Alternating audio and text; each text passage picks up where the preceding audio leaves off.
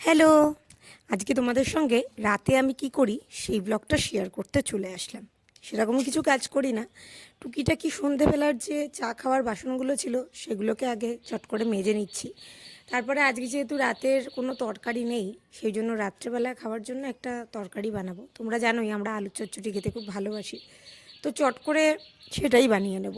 তো এখানে আগে এঁটো বাসনগুলোকে মেজে নেব, মেজে সাইড করব, তারপরে কাটাকাটি করে নেব। আমি সেরকম একটা চাপের রান্না কিছু করি না রাতের দিকে, এক রকমেরই রান্না করার চেষ্টা করি যাতে দুজনেরই হয়ে যায়। আর সোনা তো ওকে যাই দিই ও সেটাই খায়, দুধ রুটি খায় বা দুধ কর্নফ্লেক্স বা দুধ মুড়ি যেটাই দেবো সেটাও খেয়ে নেয়। তো এখানে আলু নিয়ে নিয়েছি, এবার চট করে আলুগুলোকে কেটে নেব।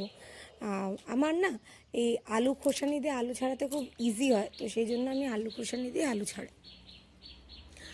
সেরকম আজকে ব্লগটা আমি অনেক দিন দিইনি, তার অনেকগুলো কারণ ছিল। আমার হঠাৎ করেই শরীরের অবস্থা খুব একটা ভালো না, আমার আইবিএসটা আবার হঠাৎ করে বেড়েছে, যার জন্য এখন কি হচ্ছে, আমার ভিতরে অ্যাংজাইটিটা অতিরিক্ত বেশি কাজ করার জন্য আমি সেরকম একটা ভিডিও না মাথা স্থির করে দিতে পারছি না। তো আজকে মনে করলাম যে যেহেতু এই কদিন ভিডিও দেওয়া হয়নি, তোমাদের সঙ্গে রাতের রুটিনটাই আমি শেয়ার করি। তো সেই জন্যই আজকে রাতের রুটিনটা তোমাদের সাথে শেয়ার করছি। রাতের রুটিন কিছু না, ওরকম একটা ব্লগই তোমরা বলতে পারো। কালকে যেহেতু শিবরাত্রি, সেহেতু আজকে আমাদের সমস্ত কিছুই ধুয়ে মেজে রাখতে হবে। তো এখানেও যা যা রান্না করব, রান্নার পরে গ্যাস মুছে রান্নার জায়গাও আমাকে মুছে রাখতে হবে। তো এখানে দেখো কড়াই চাপিয়ে দিয়েছি, তেল দিয়ে দিলাম, আর তেলের মধ্যে দিয়ে দিলাম 5 ফোড়ন আর গোটা 2টো লঙ্কা, মানে চিড়ে দিয়েছি আর কি, কাঁচা লঙ্কা 2টো।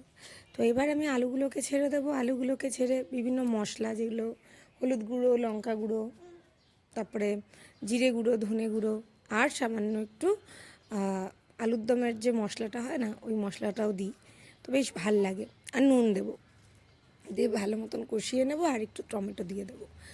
দিয়ে তারপরে যেমন নর্মালি আলুর চচ্চড়ি হয় বাঙালিদের, তেমনি আলুর চচ্চড়ি করে দেবো। তো সেরকম আর মানে কি বলবো, আর সেরকম আর কিছুই করবো না। সিম্পল সাদামাটা রান্না যাকে বলে, বোঝোই তো, রান্না করতে করতে আমাকে ছেলেকে সামলাতে হয়। তো সেই জন্য যতটা শর্টে ছাড়া যায় না ততটাই ভালো। আর রাত্রেবেলা সারাদিন কাজকর্মের পরে রাত্রেবেলা আর ইচ্ছা করে না খুব বড় সড়ো কোনো রান্না করি, তো সেই জন্যই ছোটোখাটো রান্নাই করতে ভালো লাগে। তো এখানে দেখো লবণটাও আমি দিয়ে দিয়েছি, দিয়ে এবার একটু জল দিয়ে জিনিসটাকে ঢাকা দিয়ে দেবো। ঢাকা দিয়ে দিলে জিনিসটা তাড়াতাড়ি না সেদ্ধ হয়ে যায়, আর বেশিক্ষণ ইয়েও করতে হয় না। ও, আমি এর মধ্যে সামান্য একটু চিনি অ্যাড করি, তোমরা যারা যারা চিনি অ্যাড করতে ভালোবাসো করবে, এটা অপশনাল, ইচ্ছা করলে করবে, না ইচ্ছা করলে করবে না।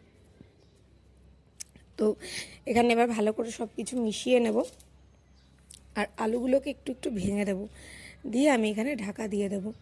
আর ভালো করে একটু জল দিয়ে দিলাম, কারণ কি ঢাকা যখন দেবো ফুটবে, তো জলটা শেষ হয়ে গেলে আবার ধরে যেতে পারে, তো সেই জন্য একটু বেশি করেই জল দিলাম, দিয়ে এবার আমি এটাকে ঢাকা দিয়ে দেবো।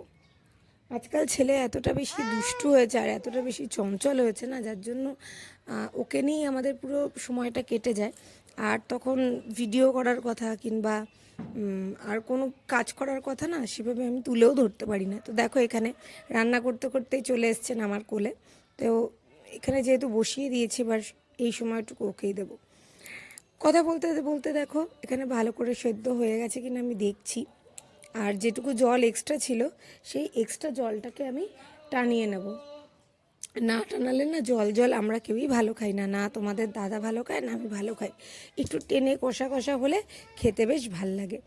তো দেখো কথা বলতে বলতে নামিয়েও নিলাম, আমার আলু চচ্চড়িটা এখানে রেডি। আর রাত্রেবেলায় ওকে দেবো একটু পেঁয়াজ দিয়ে, আর আমি নর্মালি খাবো, আমি পেঁয়াজ খুব একটা ভালো খাই না। তো এখানে দেখো রাতের খাবারটাও নিয়ে নিয়েছি। আজকের ব্লগটা এই অবধি, কেমন লাগলো অবশ্যই জানিও, ভালো লাগলে লাইক কমেন্ট শেয়ার করতে কিন্তু ভুলো না। বাই।